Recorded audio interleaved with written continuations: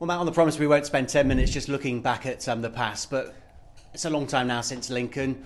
What's the mood since Lincoln? What have you learnt? What do you reflect on that defeat over the 2 weekends ago? Certainly the scoreline and the manner of the defeat was painful, and you obviously digest it in terms of what the game felt like at the time, and then you watch it back in the cold light of day and you get probably a similar perspective on it, in all honesty. We needed to do more in certain areas and certain moments of that game. Watching it back, it could have been 10-5, but obviously probably the 10 or the 5 which it was against us is my biggest concern, which it has been for a long time now. We defended certain moments of games so poorly and naively and poorly executed at times, but we did create as well. But like I said, after the game, that was irrelevant in terms of what the game looked and felt like. So a little bit of soul search in terms of what was next, but not coming off the plan of working on the defensive aspect, which we have been doing for a while now. So what needs to change to prevent that from happening again?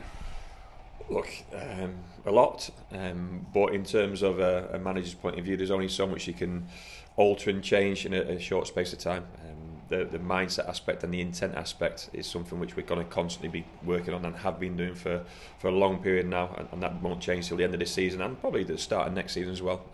The foundation for any solid or strong team at any level of football is a strong base and a scoreline that you can control for longer than we did in that game nearly 2 weeks ago. So we'll still work towards that, getting the players to understand and value their own execution as well. Like I say, there was some of those goals and some of those moments and chances against in that game where we were just so naive with our defending, and there was a naive intent about us, and then our execution let us down as well. We can say, talk at length about how well Lincoln played and Joe Taylor getting his hat-trick and being a bright spark, but I know that group are capable of seeing out those moments better than we did. We know there's a big summer coming up in terms of players' futures. Have you made your mind up on some players now, or do they still have a chance to redeem themselves and earn themselves a contract? Everyone's still in the same situation as the day I walked into it, the day this season started. Whether the contract's up at the end of the season or they've got more time left on the contract or they're here on loan. Football doesn't look at what's next for them. Football just looks at the next game, and if your performance levels aren't where they need to be, you'll get punished. So there's a bigger picture which is there, and I can't avoid it, and the players can't avoid it, and the discussions can't avoid it as well. But the next game is Port Vale, and then after that it'll be Shrewsbury. And going into the Lincoln game, that was the next game. So that was the biggest factor going into that weekend, and unfortunately we failed in that moment. So what's to come in terms of the turnover of players and the recruitment of players and players getting released or moved on, that will all come in the future. But every moment is an opportunity to just change what's next for yourself as a player, as a person, as a manager, as a supporter.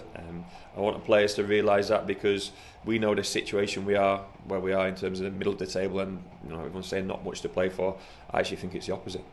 Because 30 minutes after the final whistle, you spoke to Sheridan, where I guess emotions were high, and we talked about maybe some players not training with the first team anymore. Has it been that extreme, or have you had a chance to reflect on it? No, there's various ways to be extreme, and there's probably things I'd like to do more of, but I probably hands are tied a little bit in terms of the sort of position we've got at the moment, and everyone's position in terms of people's futures. So it's just understanding that if players are going to represent the club in a game or in training or in the training ground as well, they do it with the right intent regardless of the situation. If you're 1-0 down, 3-0 down, substitute coming on, substitute coming off, player coming off the pitch.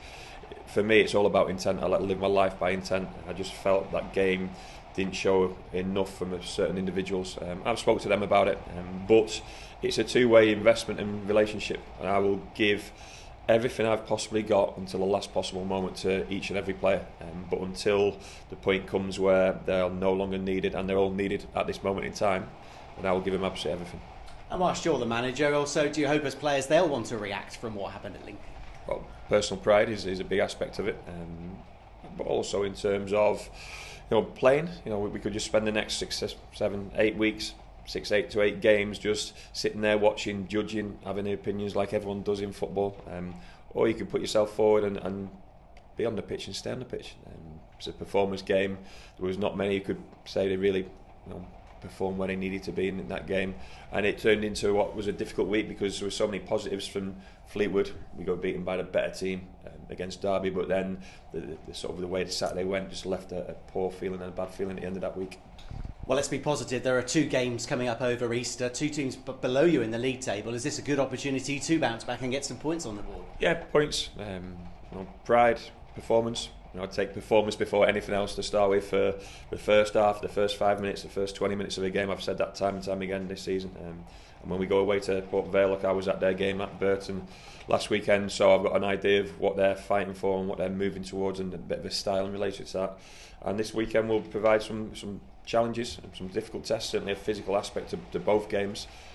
But this is what our competition is, and this is the market we live in. So looking for a little bit more in terms of what we can put out there, and a fantastic opportunity, like you said, to put some points on the board. Yeah, you witnessed a goal from Ryan Loft. I think it was their first win this calendar year, but they're fighting for their lives, aren't they? So it's a huge game.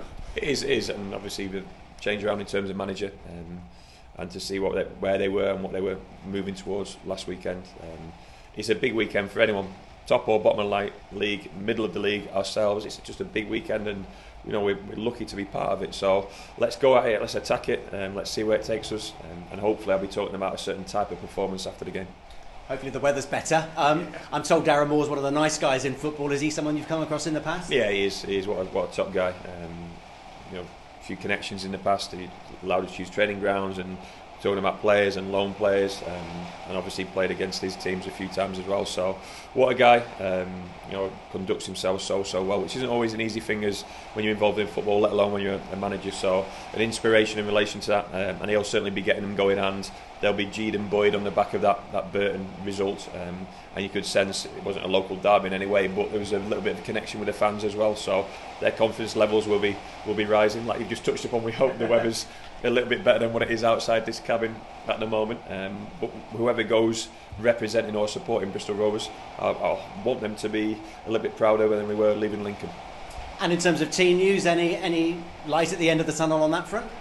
Well, it's an interesting one. I think in terms of the injured ones, probably not, and then in terms of the international ones, we think Brendan gets back in the late hours of Thursday, so we've got to somehow find a way to get him from Heathrow, if his flight's on time, up to Port Vale on that Friday morning or late Thursday night, depending on how that journey's gone for him. He played sort of 60-70 minutes against Argentina yesterday.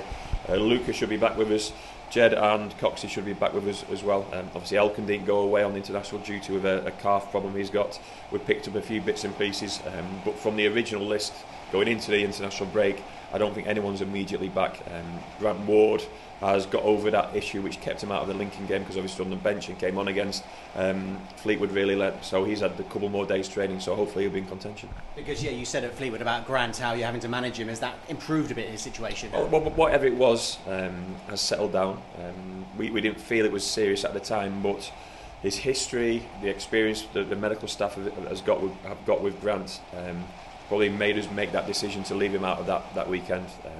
You want all players available at every opportunity, but it was just a little bit of an extra kick in the gut, because he'd returned and he's back, and the fans and ourselves were all getting excited, and he's back on the pitch, and you're thinking, right, what's next? More game time, more minutes, and all of a sudden it's taken away from you. So hopefully it's almost the second return and he stays put for a bit longer.